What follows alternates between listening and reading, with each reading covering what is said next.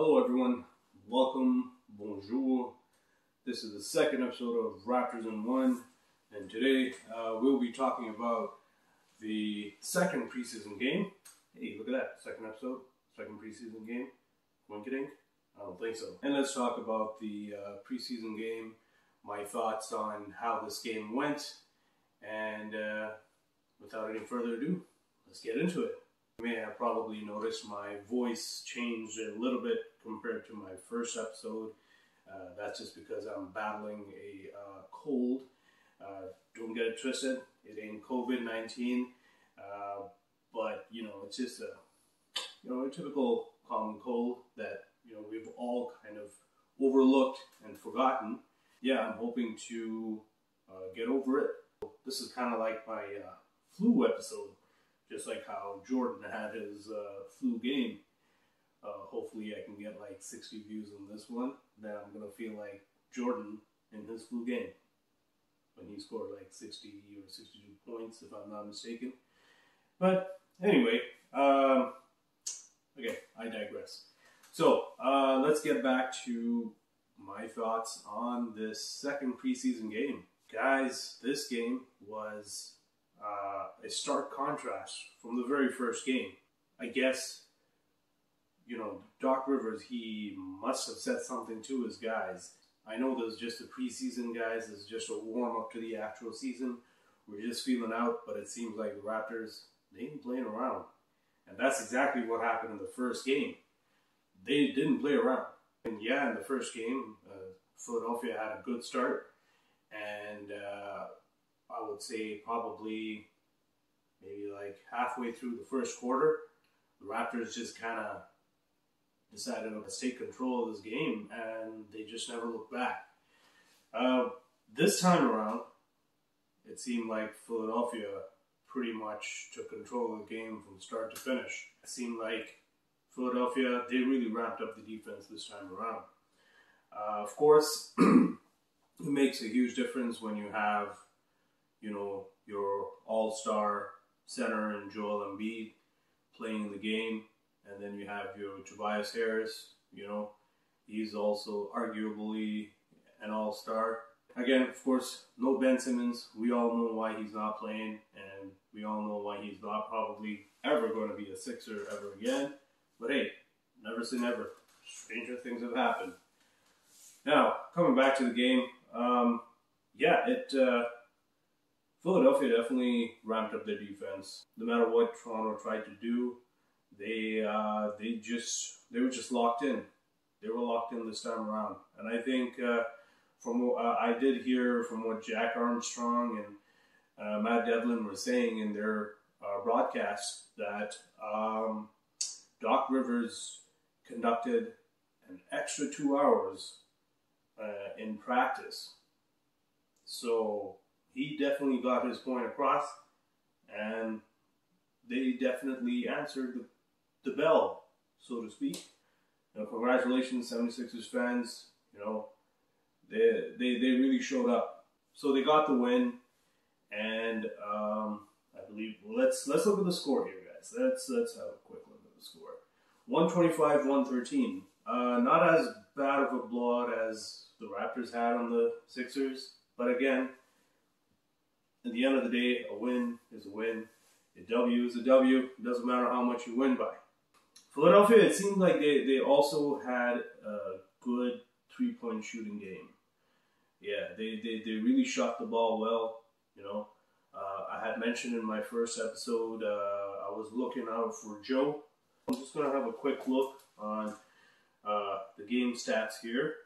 Joe had 15 points, 1 assist, 2 boards, 5 for 7 field goal percentage. That's very good. Very good percentage. Oh, defense. Look at that. Like I said, Philadelphia this game, they really ramped up their defense. 1 block and 2 steals. And 3 or 4 from 3-pointers. 3-point range, 3 or 4, 75%. Yeah. Joe, I'm keeping an eye on you, my friend. I'm keeping an eye on you. I hope you're not going to turn out to be one of those Raptors killers only, but we'll see. Overall, I think Philadelphia's bench definitely outplayed Toronto's bench. It's just Doc Rivers getting through to his guys, making sure that, you know, preseason or not, you're fighting for a spot. You got to show, you know, you got to respond, and they responded. Joel Embiid, you know, even though his stats don't necessarily jump out, it's just his mere presence. It definitely plays a factor, and you could tell that you know, we were outmatched, we were outsized, and so they just kept feeding the ball in the center, and that's exactly how they won. We even tried playing, you know, 2-3 zone to combat the, you know, ineffectiveness in the center with the size, but like it kind of helped in sometimes, some points of the game. We had a good couple of steals, you know, but again, you know, when you try to collapse in the middle, it's always going to leave some good wing shooters to, you know, shoot those threes. And that's exactly how it translated in the stats too. If we look at it, we're looking at the 3-point field goal percentage here. Philadelphia, 3-point field goal percentage, 48.6%. Ouch. Versus our 29.7%. Yeah, we, you know, apart from Philadelphia ramping up their defense, we were also uncharacteristically off our game. And that's expected. Again, I'm not too concerned. I am not too concerned at all. This is just a preseason game. This is just the second game, so I'm not too concerned. But again, you know, we're just looking at the performance, and overall, even field goal percentage, Philadelphia's got 54% versus our 48.3%. Yeah, that's all the size in the middle, right? We were even out rebounded. Turnovers. So first half, I did notice that Toronto had a lot more turnovers than Philadelphia did. And when I say a lot more, you know, just 1 or 2 more. But again, it translates into fast break points, right? The more turnovers you have, the more fast break points, and then now you're digging yourself a hole. But then second half around, they came and they started getting some deflections, some steals, and you know, Philadelphia started, you know, I guess they started getting comfortable as well, and then they started having some silly turnovers too. You know, it's just the flow of the game. That's just what happens. And, but yeah, we capitalized on it. Now, if I see the fast break points, again, Philly had 19 versus Toronto 17. Now, you may think, oh, yeah, you know, Philly definitely had the upper hand. And yes, they did. They did have the upper hand. But, you know, compared to the first half, the Raptors did come back, and they tried to defend. They tried to make something happen. But again, you know, defense was there, offense not so much. I don't think tonight was just not the Raptors' night. I feel like if you have a new roster with players still trying to get to know each other, still trying to build that chemistry, trying to learn each other's tendencies, and then you're playing the first away game, all those factors come in, and you know, of course, Doc Rivers getting through to his guys. That's just what happens. Like I had mentioned, some of the guys that stood out to me in my first episode, for the Raptors, it was, you know, Justin. Now I know I call him Champagne, just because it sounds cool. I'm gonna call him his real name, Champagny. All right. I hope I didn't, you know, butcher his pronunciation there. But Mr. Champagny there, you know, 10 points, 6 boards, 1 assist, 50% field goal percentage, 1 block, 2 steals. That's very encouraging. I saw this guy's game, and he was hustling. He was hustling. He was playing defense, and yeah, I think he's gonna have. I don't know if he's gonna have a spot per se on the roster just yet. But hey, if players like Freddie Gillespie start fading away, and speaking of Freddie G, I don't know what happened to this guy, because like he impressed me last season, especially since we were so undersized in the center position, and with his willingness, his hunger, and you know, his skill set, as raw as it was still good, and there was so much potential to see, and now in the summer league and even in the preseason games, they just seem to have faded away. And I wouldn't be surprised if they turn him over to the Raptors 9-5 league to get him developed. And it's the same thing's going to happen with Justin, even though I think he has way more potential, and I feel like he might get more playing time than Freddie G for sure. I mean, yes, they have different positions, but it's just the way this guy plays. Yeah, I wouldn't be surprised if maybe second half of the season or next season he might just be a rotation player. Like if he keeps continuing this hustle and improving his game, especially his shooting, yeah, I can see him make the roster. Mihailu, yes, Mr. Mick, he did pretty all right. You know, he got 11 points, 2 boards, 2 assists. Field goal percentage pretty good, 5 of 7. You know, 50% from 3-point. Yeah, he did some good hustle plays. Again, playing defense, helping on defense, and he can stretch the floor. So he was definitely a good pick. Definitely watching out for him. We got to see a little bit of Gary Trent. So he didn't play last game, and here he is. You know, preseason cobwebs. That's what I'm going to call it. 12 points, 1 board, 2 assists, 5 of 12. That field goal percentage is not good. Although every time I saw him shoot, I thought, oh yeah, and you know he was actually scoring. But I guess it was all 5 of those times that I only watched him. Yeah, apart from that, you know, obviously OG, he was the man for us. He played very, very well. And I feel like he's stepping up to that role now, and he's just accepting it, especially with Pascal out. Yeah, he did well. 22 points, 4 assists, 4 boards. Good field goal percentage. He had some nice shots. His follow through and his shooting mechanics are kind of weird, to me at least, especially because it's not like a typical. But then again, hey, it works, and it's producing points. That's all that matters to me.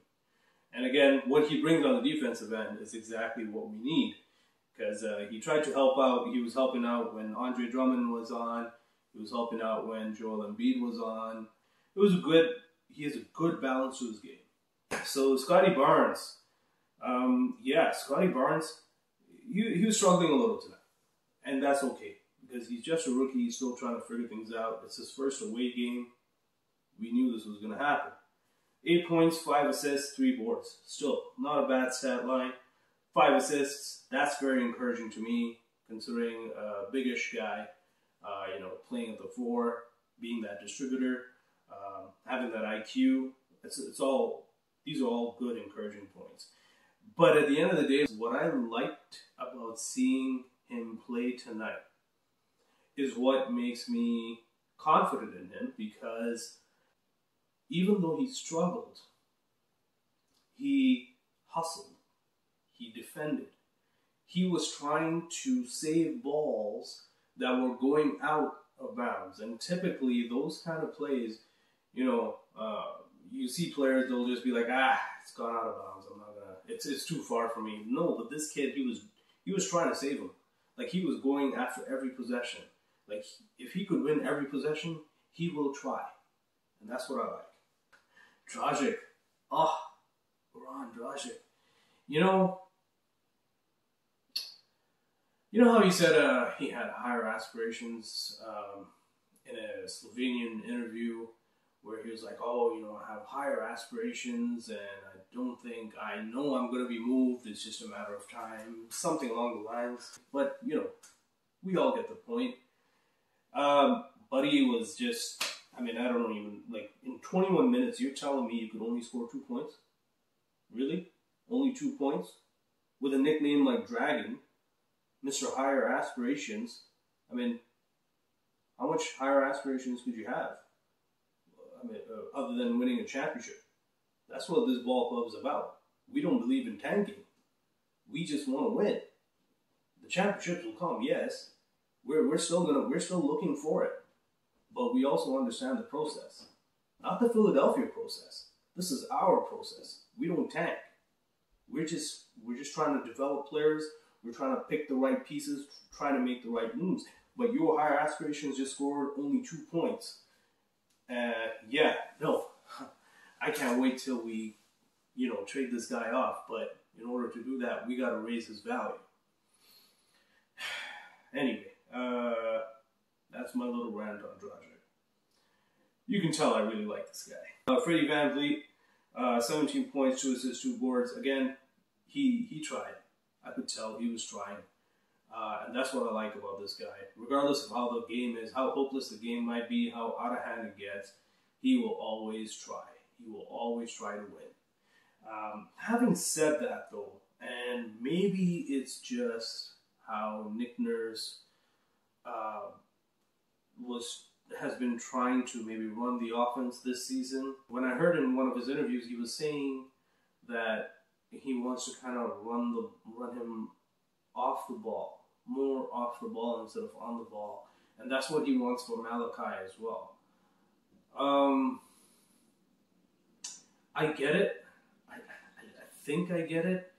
But considering how, if Fred is going to be running our offense, and if he's at the point, again, this might be just me, old school, Nick Nurse, he's the mad scientist, it's not me, he's the coach.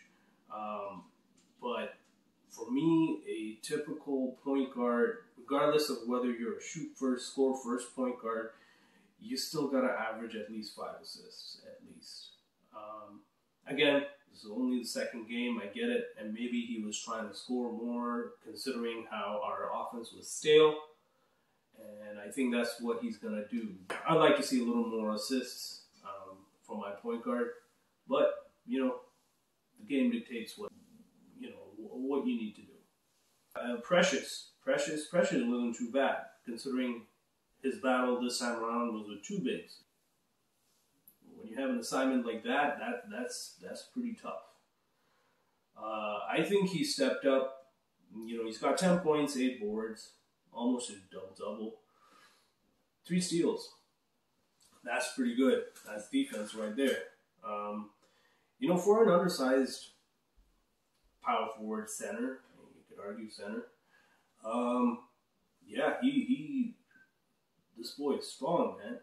Like, I saw one of his plays, he got an and one on Joel Embiid. He got an and one on Joel Embiid. Like, with his weight crashing on him, he laid the ball in. Like, that's pretty intense. For him to have that kind of strength to lay it in, that was nice. That was nice. I was like, you know what? This is promising. So, there we have it, guys.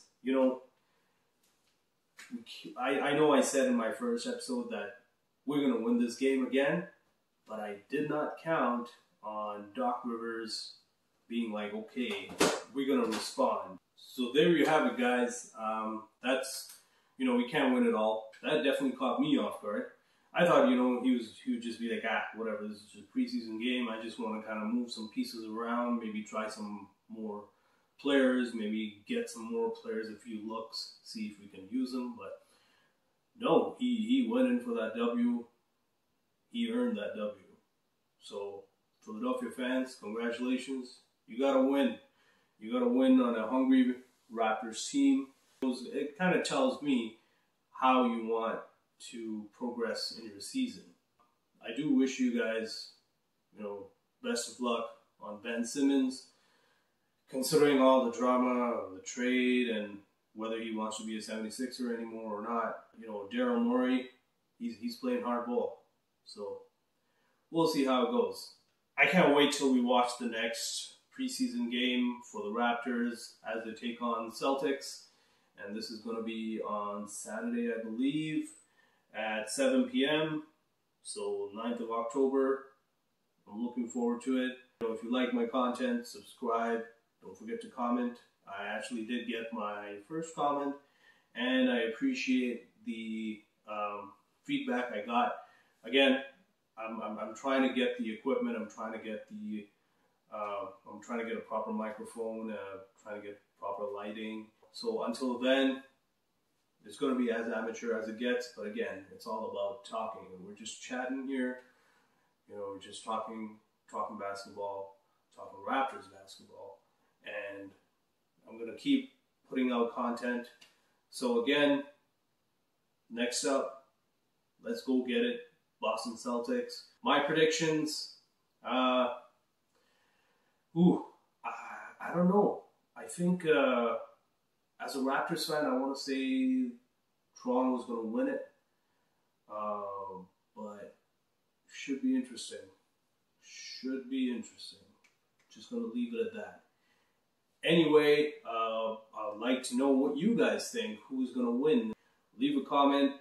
Let me know what your thoughts are. And yeah, I'd love to conversate with you guys. So until next time, au revoir. Have a good night. I'm out.